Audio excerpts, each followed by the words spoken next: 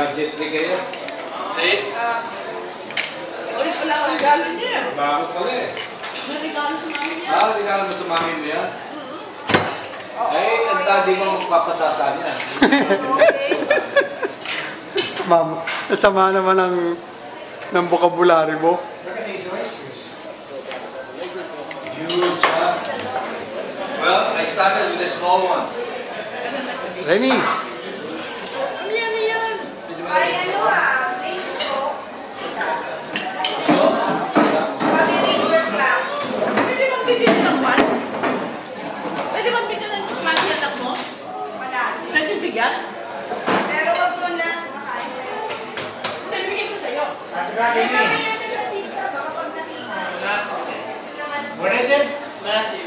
Matthew. Hi, Matthew. That is the son of Crescente. I know. I just forgot Matthew's name.